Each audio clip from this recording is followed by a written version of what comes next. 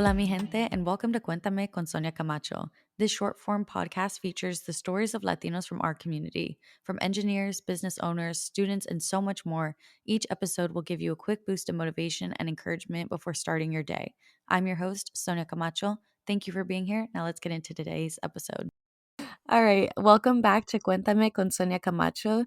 Today I have an amazing guest, Eduardo Flores. I'll let him take it away and introduce a little bit about himself. Hello, hola Sonia. Thanks for having me. This is really exciting that you started a podcast, first of all, and I feel honored to be in your show. This is great. Yeah, so just a little bit about me. I was born in California. Went to school up in NorCal, Chico State. Did mechanical engineering. I've been doing content for almost like 9 years. I have a meme page that has over 400,000 engineers or people that just like my content. And I also own a company. I am one of the founders for Lumis Automation.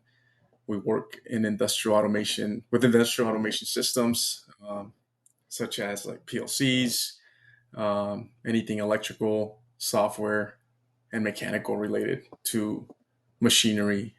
We do that. So anything automation.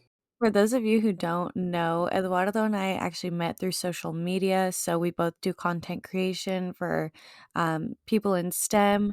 And he actually runs a really funny meme account. And we actually personally met really through Shep and also his Woman in STEM Wednesdays, which was awesome that he hosted to give us a platform to really talk about some of the initiatives that a lot of us women in STEM are doing online.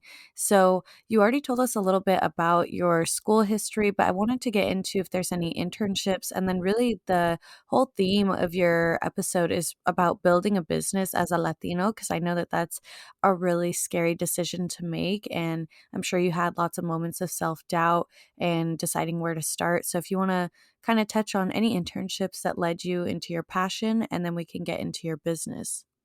Sure. Actually, I did not have any internships. Oh, wow. Okay, cool. So no internships. But I gotta say that I won't. The first 3 years at the company I worked for were a challenge, and that's how I saw everything. Anything I did not know, I just saw it as I want to learn this. This is a challenge. Like I need to become valuable, right? So that's the kind of approach or mentality I went into doing my job, just wanting to, challenge myself and really um, learn the skills that would make me a valuable, candidate. So um, yeah, that's how I learned. Just going for it. Awesome.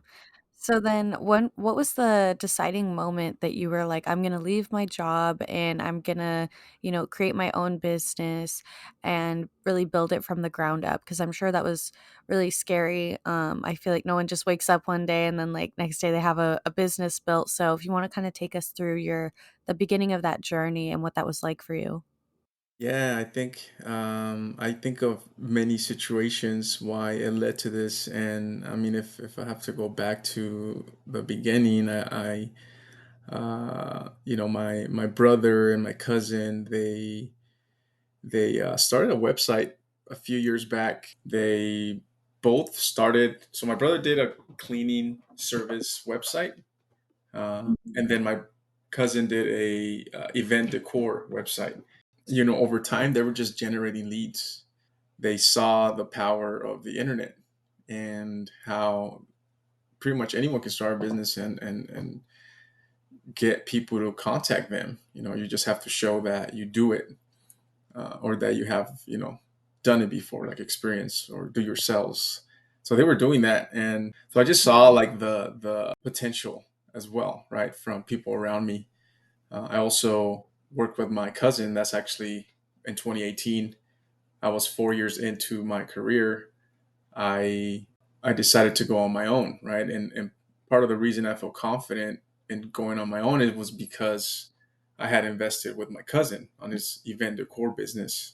Another situation that I remember why I wanted to go on my own or do my own business is one time I went into my manager. It was back in 2018 when I wanted to go to the World Cup in Russia, and so I went to his office. I didn't have enough vacation. I wanted to go for like 2 weeks. I'm like, yeah, I'm gonna ask him. I'm sure he's gonna be cool.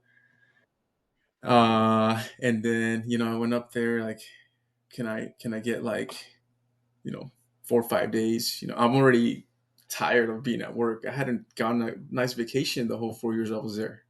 So I'm like, yeah, like hopefully they see that, and he literally used the words "fuck no" to me. Oh my He said "fuck no." that's so I'm harsh. like, what? I'm like, I walk out telling myself I should never have to ask anyone for vacation, you Yeah, know? And I put in my especially if you 2 weeks. work so hard. Yeah, I was already there for 4 years, and I'm thinking maybe I should quit now. I'm already going through a lot in my mind, even, at that moment I was like, uh, 28. So there's a lot of things I want to do. I wanted to go travel. I took the whole year, 2018, 2019, to travel and do a lot of stuff that I wanted to do. I'm like, no, I'm gonna go for it. I'm gonna go travel, and that's what I did that year with the other business. That was kind of keeping me afloat and allowed me to start Lumis Automation. Good for you. And I can totally relate on having that inspiration from within the house because my sister was one of my biggest role models for why I started what I did. And I think a lot of us can relate where, like, if we didn't have them to look up to, who knows where we would be. But that's awesome. So I would love to kind of dive into Loomis Automation and kind of talk about what the journey of starting that and if you felt like being Latino had an impact on starting your business, if it helped you or hindered your company. I honestly think that it's not so much of me being a Latino, right? It's more like where I come from. It's just I always go back to where I was raised, and just the things that I had or the things I did not have, like opportunities. And I see everything like an opportunity, and working with people in groups has really not been a problem for me. Like, I never really saw it. You know what I mean? Like, oh, I'm a Latino in the group or whatever, but I really was the only one, the only engineer. Yeah, industrial automation, that industry is definitely very, very well male dominated. I think being a Latino, it just makes me realize how little of us there are. As a founder, I have to be a leader. Sometimes you're just there, right? And you're like, holy shit, like I need to lead right now. I need to like put my foot on the floor. Yeah, I need to put my foot on the floor and like, no, you know what I mean? Like this is how it's gonna be, or keep that leadership in competition with others. So it's just kind of it's really up to you because people just are like that, and people need to be like that, even if whether you're a male, female, whatever you consider yourself, like you need to step up and like talk to everyone at that level. It's not even about what you look like, none of that. At least that's not how I see it. On top of having your technical business, you also run the Engineering Meme Sky account on Instagram and now TikTok.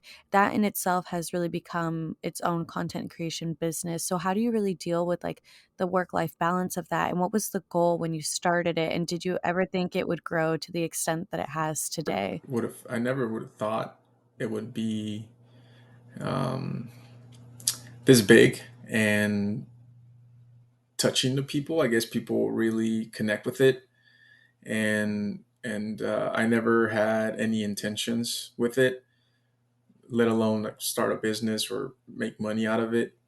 Um, I think with it, I feel like I use it like as a tool to help my business. At the same time, it makes me feel happy being able to connect with people. I think that's really my true motivation to keep it going.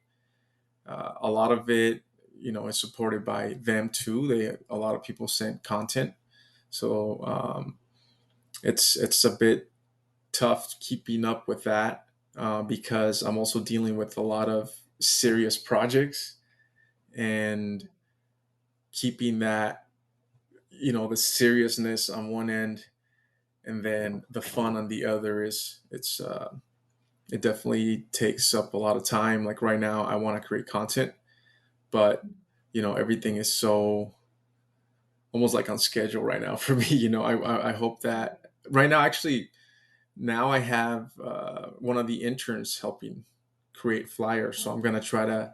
That was for me, um, the one part that I feel like I need help with. So I hope to continue putting up content for everybody, because in reality they are the motivation, all the people, and thanks to it I met all you guys, like you and all the people that we met. So Yeah, and I think that's what it's definitely all about. I can tell you guys, the listeners, we're at the Shep National Convention. This guy was getting recognized left and right, and I think it's really I think it's because, like, as an engineering student or a student in STEM, like, you need that comedic relief, and I think that's really what your page brings, and I just wanna say keep it up with everything that you're doing and providing to the community. To end off our conversation, what advice would you give to other Latinos who are thinking of starting their own business, especially if it's in such a technical field and such a competitive field? What are some things that you wish you would have known? yeah, I think it's important to keep good people around you, people that are doing the same thing, uh, that are motivated. I think those people are going to be key to getting a business going or growing it. People that are just going to be supporting your goals and have similar visions. And it really is about everyone. It's not just about you. It's not about, oh, I started the company, I'm going to be selfish, or giving everybody a chance to lead and just be creative. Everybody wants to just be free, and I think company culture is allows people to feel comfortable too. So yeah, just working on the people skills and making sure people get along, and bringing them in and getting, like, just building that team. But yeah, we are short on time here. But thank you again so much for being a part of this. It was such an honor to get to interview you, and I'm really wishing you all the best in everything that you do. Same to you, Sonia. Good luck with your podcast. And this has been great. Let me know if you want to do it again, and I'm sure we'll see each other soon. Follow the podcast on all social platforms at Cuéntame con Sonia Camacho. Listen to us on Spotify, Apple Music, and YouTube. Want to be featured in a future episode? Email cuéntame.sonia@gmail.com. Thank you to our equipment sponsor, Sure.